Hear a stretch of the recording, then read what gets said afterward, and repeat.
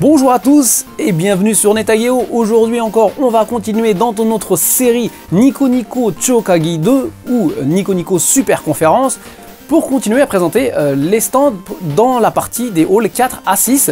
Donc il y aura le stand de l'armée de défense japonaise, on parlera de temple, on parlera de mangaka, on parlera de train. Bon, je sais, ça part dans tous les sens, mais c'est pas de ma faute, hein, c'est l'événement. C'est un événement où il y a de tout et de n'importe quoi. Il y a même des animaux, c'est pour vous dire. C'est un peu le grand délire. Et on commence par la zone Nico Nico Live où de nombreux utilisateurs discutent en live. C'est des gens qui sont connus déjà pour leur performance en live sur le Nico Nico. Et cette fois-ci encore sont venus à l'événement pour continuer leur performance. Et certains d'eux sont vraiment très bons et intéressants. Et d'ailleurs je me demande comment ils font pour enchaîner comme ça devant la caméra. Vous me direz, je fais un peu la même chose, sauf que moi je le fais pas en live. Parce que si je le ferais en live, ça partirait en vrille très vite. Voilà, il y avait aussi un gars qui s'appelle Onigiri-kun. On l'appelle Onigiri-kun parce qu'il a une tête en forme d'onigiri. Et on continue avec le stand de l'armée de défense japonaise où il y avait un énorme tank. Impressionnant le truc, quand je vous disais que c'était du n'importe quoi. En plus, c'était pas tout, il y avait aussi l'armée de... Enfin, il y avait l'armée de terre, l'armée de mer, l'armée de l'air. Et cette année, le Premier ministre s'est pointé au stand de l'armée de défense japonaise. Et je peux vous dire que ça a été la folie, quoi. Le stand était plein, aux alentours c'était plein, il n'y avait vraiment pas moyen de s'approcher. Et là tu te dis, un événement où le Premier ministre se pointe, mais qu'est-ce que c'est que ce délire? On continue avec le stand de Cho Nico Nico Jinja qui est un temple, et oui c'est le temple de Nico Nico, où de nombreux utilisateurs sont venus pour prier. Alors chacun passe devant l'hôtel qui est filmé en live pour dire ses souhaits ou ses soucis. Et ce qui est vachement marrant, c'est que les utilisateurs qui regardent le Nico Nico en live mettent tout de suite des commentaires. Et des fois, il y a vraiment des commentaires qui sont vraiment marrants. Et puis, quand je suis venu, il y avait un gars qui a mis un billet de 10 000 yens. Donc, c'est le plus gros billet japonais. Ça fait à peu près, je sais pas, moi, ça doit faire 100 euros. Enfin, moins de 100 euros. Je vais rester bloqué. Peut-être que le mec, il avait pas de monnaie, s'est retrouvé devant l'hôtel. Et il, avec son gros billet, s'est dit, viens la caméra, tout ça, je suis obligé de le mettre. Voilà. On passe à droite du temple, et là il y avait un coin qui s'appelle T-shirt Kobo, donc ce qui veut dire c'est petite usine de t-shirts, et ils imprimaient des t-shirts d'illustrateurs connus. Quand tu regardes à l'intérieur du stand, on peut voir que les gars ils imprimaient vraiment sur place les t-shirts, et au milieu il y avait une grosse machine qui m'intriguait, et donc j'ai parlé au responsable, j'ai dit mais qu'est-ce que c'est que cette machine? Et il m'expliquait qu'en fait cette machine permet d'imprimer des illustrations sur du plastique. Donc par exemple sur des caisses pour smartphone. En fait cette société a un projet avec Nico Nico pour imprimer des illustrations sur des t-shirts, des thés d'oreiller, des caisses de smartphone, environ plus de 16 produits différents. Et si jamais ce projet se fait, parce que pour l'instant il n'y a pas eu d'annonce officielle, mais ça permettra aux illustrateurs de transformer leurs illustrations en produits. On passe de l'autre côté du stand où il y avait 13 mangaka vraiment connus, célèbres, qui dessinaient en live.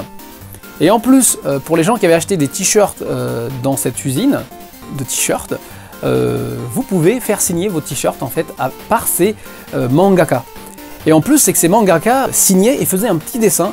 Et ils faisaient plein de dessins différents, c'est-à-dire qu'en fonction des utilisateurs, ils changeaient de temps à autre les dessins. Alors là, tu te pointes, t'achètes le t-shirt, t'as le mangaka célèbre qui te fait une signature, voire deux signatures de deux mangaka, voire trois. Là, t'es super content. Allez, on passe à gauche du temple pour aller dans un coin de mini Yonku, qui sont de mini 4x4. Donc c'est des petites voitures qui tournent super vite dans des circuits. C'est des produits qui existent depuis un bout de temps, depuis vraiment longtemps. Et ces dernières années, ils recommencent à avoir vraiment du succès. Et on a même des compétitions officielles organisées par Tamiya.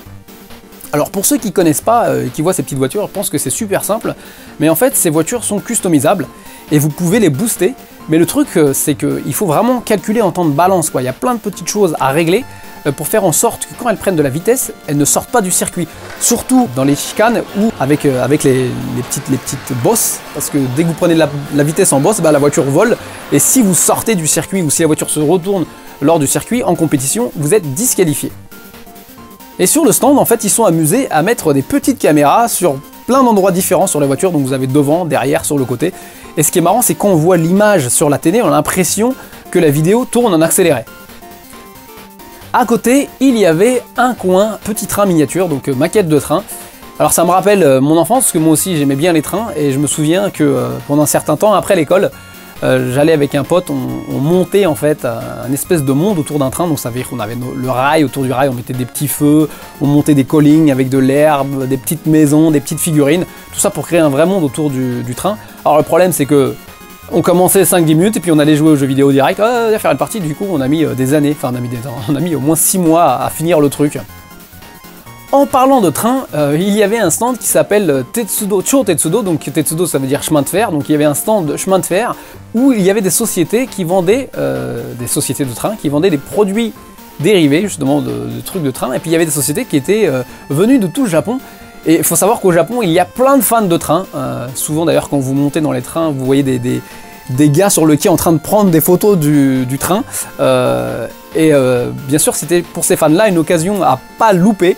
Donc plein de fans sont venus pour acheter justement ces produits dérivés. Le stand était vraiment rempli. Et en fond de stand, il y avait un coin où il y avait les Tetsudo Musume, donc ça veut dire les filles du chemin de fer, où ce sont des filles, des illustrations en fait, de filles qui sont habillées avec des uniformes de différentes sociétés de train, dans différentes situations. Et ils en font des produits dérivés comme des figurines, et il y avait plein de figurines exposées.